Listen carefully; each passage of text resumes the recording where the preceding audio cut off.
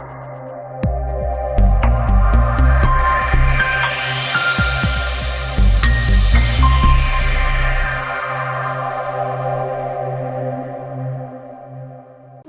വരുന്ന യേശുക്രിസ്തുവിന്റെ വാത്സല്യ നാമത്തിൽ നിങ്ങൾക്ക് എല്ലാവർക്കും എൻ്റെ സ്നേഹ വന്ദനം. സംഖ്യാപുസ്തകം 12-ാം അധ്യായം വായിക്കുമ്പോൾ അതിനകത്ത് സ്വർഗത്തിലെ ദൈവം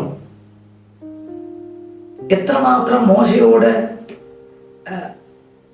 ദൈവത്തിന്റെ സ്നേഹമുണ്ടെന്നും മോശ എങ്ങനെയാണെന്നും ദൈവം തന്നെ വെളിപ്പെടുത്തുന്ന ഒരു ഭാഗമാണ് സംഖ്യാപുസ്തകം 12-ാം അധ്യായം. എന്നെ കേൾക്കുന്ന പ്രിയ പൈതലെ, എന്നെ നിങ്ങളെ കാണുമ്പോൾ എൻ്റെ ദൈവത്തിന് എന്ത് പറയാനുണ്ട്? നമ്മളും ദൈവം തമ്മിലുള്ള അടുപ്പം എത്രമാത്രം?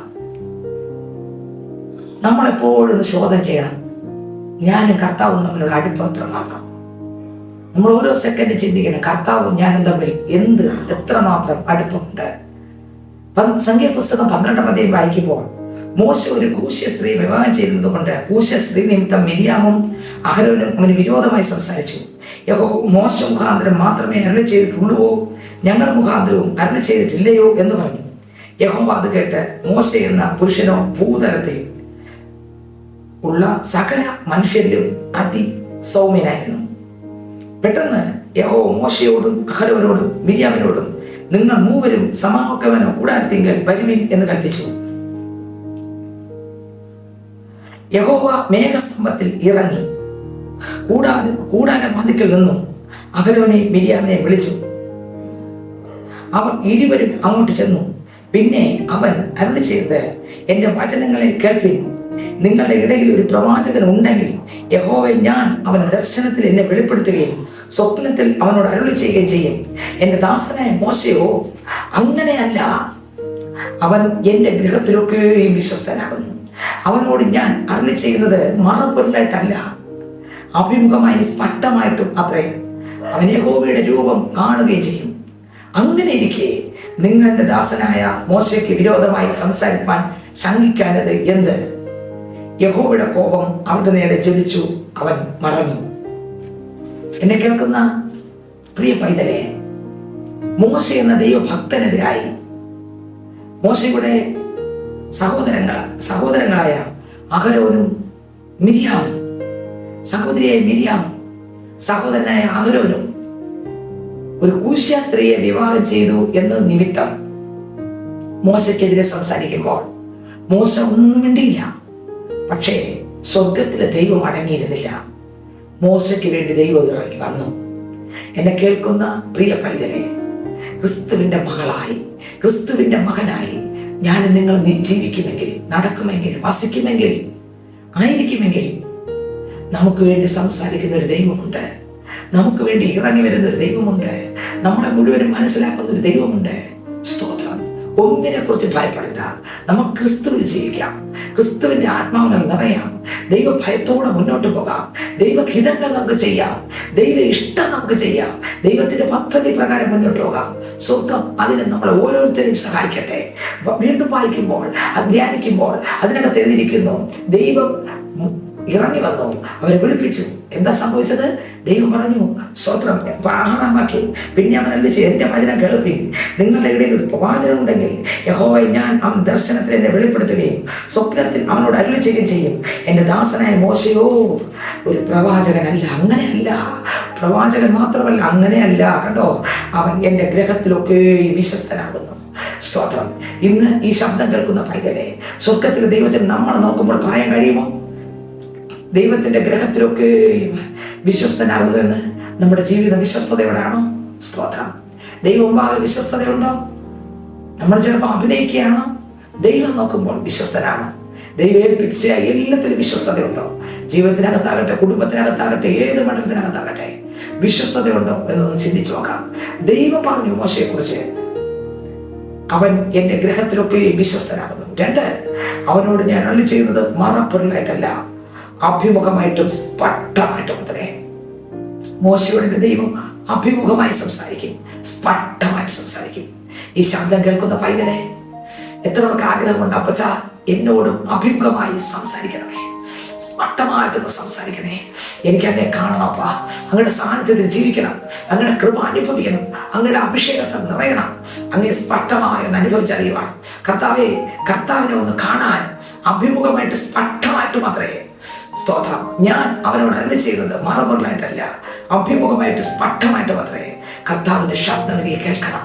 യേശുപ്പച്ചൻ പറയുന്നത് എനിക്ക് കേൾക്കണം അപ്പ. എത്രവർക്ക് ആഗ്രഹമുണ്ട് എൻ്റെ ശബ്ദം കേൾക്കുന്ന പൈതലെ, നീ ഇത്രയും നാളുകൾ കർത്താവിന്റെ ശബ്ദം കേൾക്കാൻ ആഗ്രഹിച്ചിട്ടും ഒരുപക്ഷെ ശബ്ദം കേൾക്കാൻ പറ്റാത്ത പൈതലായിരിക്കാം.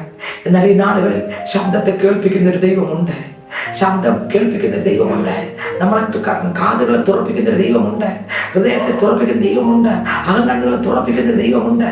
ദൈവ ശബ്ദം കേൾക്കുവാൻ നമ്മെ തൊടുന്ന ഒരു ദൈവമുണ്ട്. ഇവിടെ സ്തോത്രം, മോശയെക്കുറിച്ച് ദൈവം പറയുകയാണ്, അഭിമുഖമായിട്ടും സ്പഷ്ടമായിട്ടും അത്രേ അവൻ യഹോവയുടെ രൂപം കാണുകയും ചെയ്യും. വീണ്ടും പറയുന്നു, യഹോവയുടെ രൂപം കാണുകയും ചെയ്യും. കണ്ടോ, മോശയെക്കുറിച്ച് ദൈവം പറഞ്ഞു, യഹോവയുടെ രൂപം കാണുകയും ചെയ്യും. സ്തോത്രം, അമ്മേ, യഹോവയുടെ രൂപം കാണുന്ന മോശ. ഇന്ന് ഈ ശബ്ദം കേൾക്കുന്ന പൈതലെ, ദൈവം അവനെ കുറിച്ച് സൈൻ ചെയ്യുകയാണ്. അവൻ എൻ്റെ ഗൃഹത്തിലൊക്കെയും വിശ്വസ്തനാകുന്നു. അവനോട് ഞാൻ അരുളി ചെയ്യുന്നത് മറപ്പൊരുളായിട്ടല്ല, അഭിമുഖമായിട്ടും സ്പഷ്ടമായിട്ടും മാത്രമേ അവൻ യഹോവയുടെ രൂപം കാണുകയും ചെയ്യും. അങ്ങനെ ഇരിക്കെ നിങ്ങളുടെ ദാസനായ മോശയ്ക്ക് വിരോധമായി സംസാരിപ്പാൻ ശമിക്കാനത് എന്ത്? യഹോവയുടെ കോപം അവന്റെ നേരെ ജ്വലിച്ചു, അവൻ മറഞ്ഞു. ദൈവത്തിന് സ്തോത്രം. നോക്കിയേ, അഹരോനും മിര്യാവും ദൈവദാസനായ മോശയ്ക്ക് വിരോധമായി സംസാരിച്ചപ്പോൾ, അവർ പ്രവചിക്കുന്നവരാണ്, ദൈവത്തിന്റെ ശുശ്രൂഷ ചെയ്യുന്നവരാണ്. മിര്യാവിനെ നോക്കിയാൽ അവർ തപ്പെടുത്ത് നൃത്തം ചെയ്ത് കർത്താവിനെ ഉയർത്തുന്നവരാണ്, ആരാധിക്കുന്നവരാണ്, കുഞ്ഞുനാളിലെ അനുഗ്രഹിക്കപ്പെട്ടൊരു മകളായിരുന്നു. പക്ഷേ ഇവിടെ വരുമ്പോൾ അഹരോനും മിര്യാവും ദൈവദാസനായ മോശയ്ക്കെതിരെ സംസാരിക്കുന്നു. ദൈവം ഇറങ്ങി വരുന്നു. ദൈവം അവിടെ ഇറങ്ങി വന്ന് മോശ ആരെന്നും ഇവരാരെന്നും വ്യക്തമായി സംസാരിച്ച ശേഷം സ്വർഗത്തിൽ ദൈവത്തിന് ഇവരോട് കോപം വരുന്നു. എന്നെ കേൾക്കുന്ന പ്രിയ പൈതനെ, എന്നെ നോക്കുമ്പോൾ വിശ്വസ്തതയുള്ള ആളായി കാണുമോ? എൻ്റെ അപ്പനെ കാണാനുള്ള ആഗ്രഹമുണ്ടോ? എൻ്റെ അപ്പൻ മോശയെക്കുറിച്ച് പറയുന്നു, അവൻ എൻ്റെ രൂപം കാണുകയും ചെയ്യും. ഇന്ന് വ്യത്യസ്തമായ നിലവാരത്തോടായിരിക്കാം താങ്കൾ ഇരിക്കുന്നത്.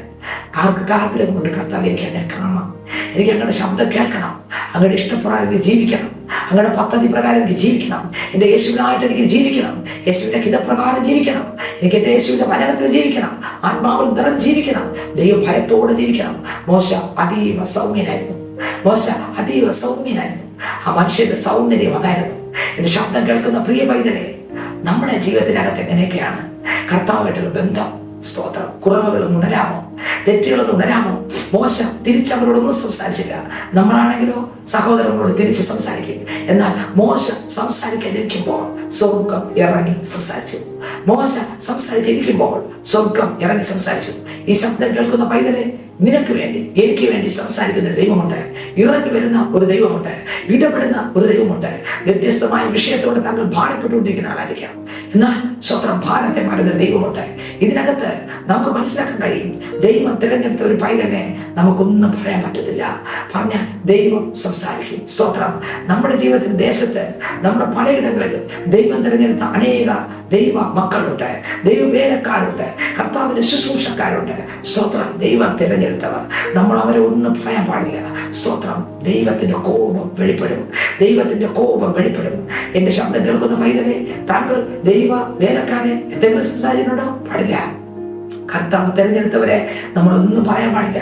കാരണം കർത്താവിന്റെ അഭിഷേകം അവരുടെ മേലുണ്ട്, കർത്താവിന്റെ കൃപ അവരുടെ മേലുണ്ട്, കർത്താവിന്റെ കണ്ണെപ്പോഴും അവർ നോക്കിക്കൊണ്ടിരിക്കുന്നു, കർത്താവിന്റെ കരങ്ങൾക്കകത്തിരിക്കുകയാണ്, കർത്താവിന്റെ സാന്നിധ്യത്തിനകത്താണ് അവരിയ്ക്കുന്നത്. നമ്മളൊന്നും പറയാൻ പാടില്ല. എൻ്റെ ശബ്ദം കേൾക്കുന്ന പൈതലെ, താങ്കൾ ദൈവവേലക്കാരെ വേദനിപ്പിച്ചിട്ടുണ്ടോ? കരയിപ്പിച്ചിട്ടുണ്ടോ? ഇന്ന് ഈ ശബ്ദം കേൾക്കുമ്പോൾ തന്നെ ദൈവത്തോട് പറയാം, കർത്താവ് ഇന്ന ദൈവവേലക്കാർക്കെതിരെ സംസാരിച്ചിട്ടുണ്ട്, ഇന്ന കാര്യങ്ങൾ പറഞ്ഞിട്ടുണ്ട്. എൻ്റെ കർത്താവ് എന്നോട് ക്ഷമിക്കണമേ, കുറവുകളെ ക്ഷമിക്കണമേ, പാവത്തെ ക്ഷമിക്കണമേ. യേശുപ്പ, ഞാനിത് അങ്ങയുടെ അടുക്കൽ മടങ്ങി വരുന്നു. ആർക്കൊക്കെ പറയാൻ ആഗ്രഹമുണ്ട്? ദൈവവേലക്കാരെ നമ്മളൊന്നും പറയാൻ പാടില്ല. ദൈവവചനത്തെ നമുക്ക് അനുസരിക്കാം, ദൈവത്തെ ഭയപ്പെടാം, വചനപ്രകാരം ജീവിക്കാം. മോശയ്ക്ക് വേണ്ടി സംസാരിക്കാൻ ദൈവം ഇറങ്ങി വന്നു. ഈ ശബ്ദം കേൾക്കുന്ന പൈതലെ, ക്രിസ്തുവിന്റെ മകനായി മകളായി ജീവിക്കുന്നുവെങ്കിൽ താങ്കൾക്ക് വേണ്ടി സംസാരിക്കുന്ന ഒരു ദൈവമുണ്ട്. കണ്ണുനീരോടെ ഇരുന്നാലും ശരി, ഭാരത്തോടെ ഇരുന്നാലും ശരി, ദുഃഖത്തോടെ ഇരുന്നാലും ശരി, ഒറ്റപ്പെടുന്ന ഇരുന്നാലും ശരി, നമ്മുടെ കണ്ണുനീര് കണ്ട് ദൈവം ഇറങ്ങി വരും. നമ്മുടെ സംസാരം നമുക്ക് വേണ്ടി സംസാരിക്കുവാൻ ഇറങ്ങി വരും. നിന്ദകൾ നീങ്ങിപ്പോകും, ദുഷികൾ നീങ്ങിപ്പോകും, പരിഹാസം നീങ്ങിപ്പോകും. സർവശക്തനാകുന്നവൻ മോശയ്ക്ക് വേണ്ടി സംസാരിക്കാൻ ഇറങ്ങി വന്നു. സ്തോത്രം, ഹല്ലേലൂയ. മോശയ്ക്ക് വേണ്ടി സംസാരിക്കാൻ ഇറങ്ങി വന്നു. അടുത്തെഴുതിയിരിക്കുന്ന 10-ാം വാക്യം, മേഘവും കൂടാരത്തിൽ നീങ്ങിപ്പോയി, മിരിയാം ഹിമം പോലെ വെളുത്ത് കുഷ്ഠരോഗിണിയായി. അഹരോൻ മിരിയാമിനെ നോക്കിയപ്പോൾ അവൾ കുഷ്ഠരോഗിണി എന്ന് കണ്ടു. അഹരോൻ മോശയോട്, അയ്യോ യജമാനെ, ഞങ്ങൾ ഭോഷത്വമായി ചെയ്തു പോയി, ഈ പാപം ഞങ്ങളുടെ മേൽ വയ്ക്കരുതേ. സ്തോത്രം. കണ്ടോ, നിലവിളിക്കാൻ തുടങ്ങി, പ്രാർത്ഥിക്കാൻ തുടങ്ങി. സ്തോത്രം. എന്നെ കേൾക്കുന്ന പ്രിയ പൈതലെ, ദൈവവേലക്കാർക്കെതിരെ, ദൈവം തിരഞ്ഞെടുത്തവർക്കെതിരെ, ദൈവത്തിന്റെ അഭിഷേകമുള്ളവർക്കെതിരെ, ദൈവ മക്കൾക്കെതിരെ നമ്മളൊന്നും പറയാൻ പാടില്ല. കർത്താവിനനുസരിക്കാം. നമുക്ക് ദൈവത്തിന്റെ വിശ്വസ്തതയോടെ ജീവിക്കാം. കർത്താവിനെ കാണാൻ പ്രാർത്ഥിക്കാം, കർത്താവിന്റെ ശബ്ദം കേൾക്കാൻ പ്രാർത്ഥിക്കാം, കർത്താവിന്റെ കൃപയിൽ ജീവിക്കാൻ പ്രാർത്ഥിക്കാം. സ്വർഗം ഇതിനകത്ത് ആരെല്ലാം ആഗ്രഹിക്കുന്ന എല്ലാ ഉള്ളങ്ങളെയും നിറച്ച് അനുഗ്രഹിക്കുന്ന കർത്താവ് നിങ്ങളിരുന്ന് ഈ ശബ്ദം കേൾക്കുന്നിടത്ത് ആ കർത്താവുണ്ട്. കണ്ണുകളടയ്ക്കാൻ നമുക്ക് പ്രാർത്ഥിക്കാം. പരിശുദ്ധ പിതാവേ, സ്വർഗീയ രാജാവേ, ഇന്ന് കേൾപ്പിച്ച ആഴമേറിയ തിരുവചന സത്യങ്ങൾക്കായി സ്തോത്രപ്പ. ഈ വചനപ്രകാരം സകലരെ അനുഗ്രഹിച്ച് പ്രാർത്ഥിക്കുന്നപ്പ. ഈ ശബ്ദം കേട്ടുകൊണ്ടിരിക്കുമ്പോൾ ആരെല്ലാം കർത്താവിന്റെ മക്കളെ അപ്പ ദൈവഹിതമല്ലാത്ത വാക്കുകൾ സംസാരിച്ചിട്ടുണ്ടെങ്കിൽ കർത്താവിന്റെ രക്തം കൊണ്ട് കഴുകി ശുദ്ധീകരിക്കുന്നപ്പ. ഒപ്പം എൻ്റെ യേശുപ്പ ഞങ്ങൾക്ക് തരുന്ന കാലയളവ് വിശ്വസ്തയോടെ അങ്ങയുടെ മുൻപാകെ ജീവിപ്പാൻ ദൈവം കൃപ തരണമേ. മോശയ്ക്ക് വേണ്ടി സംസാരിപ്പാൻ ഇറങ്ങി വന്ന ദൈവമേ, ഞങ്ങൾക്ക് വേണ്ടി ഒന്ന് ഇടപെടുന്നതിനായി സ്തോത്രം. ഞങ്ങൾക്ക് അങ്ങനെ കാണുവാൻ, അങ്ങയുടെ ശബ്ദം കേൾക്കുവാൻ, പൊരുളായിട്ടല്ല വ്യക്തമായി സ്പഷ്ടമായി കേൾക്കുവാൻ പരിശുദ്ധമാവ് സഹായിക്കുന്നപ്പ. സ്വർഗീയ ശബ്ദം ഞങ്ങൾ കേൾക്കട്ടെ, സ്വർഗീയമായത് കേൾക്കട്ടെ, സ്വർഗീയ കൃപകളാൽ നിറയ്ക്കണം. നശിച്ചു പോകാത്ത ദൈവിക ശക്തി ഞങ്ങൾ മേൽ പകർന്നപ്പ. സ്തോത്രം. അപ്പത്തിനായിട്ടുള്ള വിശപ്പല്ല, വെള്ളത്തിനായിട്ടുള്ള ദാഹമല്ല, ദൈവവചനത്തിനായി, ദൈവ ശബ്ദത്തിനായി, ദൈവഹിതങ്ങൾക്കായി ഞങ്ങൾ കാത്തിരുന്ന ദൈവഹിതപ്രകാരം ജീവിപ്പാൻ സകലത്തെ ഒരുക്കണമേ.